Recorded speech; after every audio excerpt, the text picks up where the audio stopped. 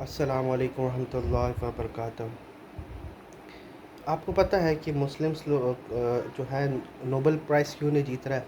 اب اس کا ایک فرسٹ آرڈر تھنکنگ تو یہ ہے کہ یار مسلمس لوگ جو ہے کوئی انوینشن نہیں کر رہے ہیں، کوئی بھی جو ہے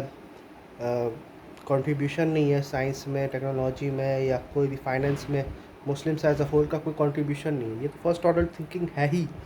لیکن ایٹ دا سیم ٹائم آپ اگر تھوڑا سا اور ہائر آرڈر تھنکنگ کریے گا تو آپ کو پتہ چلے گا کہ آج کے ڈیٹ میں جو لیٹسٹ ریسرچ ہے، لیٹسٹ، ٹھیک ہے، اس کو ہمیشہ ترجیح دی جاتی ہے، لیکن انفارچونیٹلی جو ریلیجیس اسکول آف تھاٹ ہے مسلمانوں کا، اسلام کا نہیں، مسلمانوں کا جو ریلیجیس اسکول آف تھاٹ ہے وہ پیچھے کے علم کو زیادہ ترجیح دیتا ہے، ٹھیک ہے نا۔ آج کا جو علم ہے وہ جو کوئی بڑے عالم، اس فیلڈ کے عالم سے اگر آپ اختلاف کیجئے گا اور دلیل کے بیسس پہ اختلاف کیجئے گا تو آپ کو نوبل پرائز دیتا ہے، ٹھیک ہے۔ آپ کوئی بھی ایک ایسا چیز جو کہ سائنس میں ہے اس کو آپ غلط اگر آپ پروف کر دیے تو آپ کو نوبل پرائز ملے گا، لیکن انفارچونیٹلی جو ریلیجیس اسکول آف تھاٹ ہے، جو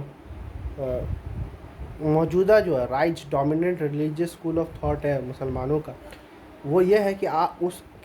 اس میں اگر آپ نے عالموں سے اختلاف کیا، خاص کر پرانے عالموں سے اختلاف کیا،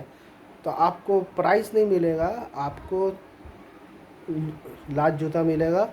آپ کو جو ہے تکفیر ہوگی، آپ کو گمراہ بولا جائے گا، ٹھیک ہے۔ یہ ایک ریزن ہے کیونکہ یہ ایک تقلیدی ذہن ہے، ٹھیک ہے، یہ ایک تقلیدی ذہن ہے، اور باقی جو علوم ہے نا، ورلڈلی علوم ہے، وہ اجتہادی سوچ سے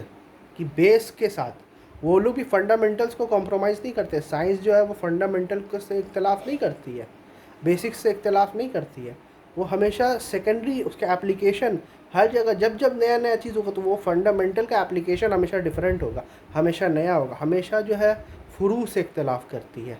سیکنڈری سورسز سے اختلاف کرتی ہے، فنڈامنٹل سے کبھی اختلاف نہیں کرتی ہے سائنس، یا کوئی بھی آپ فیلڈ آف نالج آپ دیکھ لو، کبھی بھی فنڈامنٹلس سے چھیڑ چھاڑ نہیں کرتی ہے، ٹھیک ہے۔ اسی طرح سے اجتہاد کیا ہے کہ فنڈامنٹلس کو اپنے جگہ رکھ کر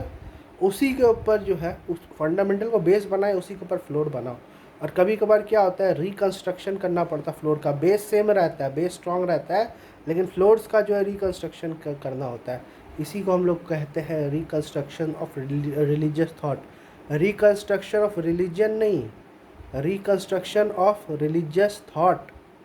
یہ جو ریلیجیس انٹرپریٹیشن جو ڈیولپ ہوا ہے 1400 سال کا، اس کو ریکنسٹرکٹ کرنا ہے، ڈسٹرکشن بھی نہیں کرنا ہے، میں نہیں بولتا کہ پوری کی پوری نست نابود کر دو، ریکنسٹرکشن کرنا ہے۔ کوئی چیزیں ہے جس کو بار بار آپ کو ریویو کرنا پڑے گا، کیونکہ دین جو ہے وہ 1400 سال پہلے سیلڈ ہو گیا ہے، اس کے بعد کا جو سفر ہے وہ دین کا سفر نہیں ہے، وہ ریلیجیس تھاٹ ہے۔ دین کو جتنا ایوالو ہونا تھا وہ 1400 سال پہلے ایوالو ہو کے بند ہو گیا، سیل ہو گیا، ٹھیک ہے۔ اب جو اس کے بعد کا جو جرنی ہے وہ ریلیجیس تھاٹ کا جرنی ہے، اور وہ قیامت تک جو ہے رہے گا ریلیجیس تھاٹ کا جرنی، اور قیامت تک اس کو ایوالو ہونا پڑے گا، یہ اسٹیٹک رہ نہیں سکتا۔ آپ امام حنیفہ، امام مالک کی بات کو ویسا آپ ڈیوائن نہیں سمجھ سکتے، جیسے قرآن و سنت ہے ان کو بھی کویشچن کرنا پڑے گا، امام بخاری کو بھی کویشچن کرنا پڑے گا، غامدی صاحب کو بھی کویشچن کرنا پڑے گا، سب کے سامنے ایز اے مسلم آپ کو ایک کویشچن مارک لگانا ہی پڑے گا۔ اس میں سے دو میں سے ایک چیز ہوگا، یا تو ان کا آرگیومنٹ اتنا اسٹرانگ ہے، دلیل اتنا اسٹرانگ ہے کہ وہ اپنی جگہ قائم رہے گا، یا پھر ٹوٹ جائے گا۔ دونوں میں جیت آپ کی ہے، اپنے کویشچن کیا، اسٹرانگ ہے تو قائم ہو جائے گا، ویک ہے تو ڈھہ جائے گا، ٹھیک ہے۔ بس یہی وجہ ہے، یہ چیز اگر کوئی مسلمان سمجھ جائے اور critical thinking as a group, Muslim as a group سمجھ جائے، تو پھر مسلمانوں کو نوبل پرائز جیتنے سے، اور نوبل پرائز اگر نہیں بھی ملے نا تو کنٹریبیوشن جو ہے کریٹیکل تھنکنگ کا، مسلمان جو ہے اس دنیا میں آرام سے کر سکتا ہے۔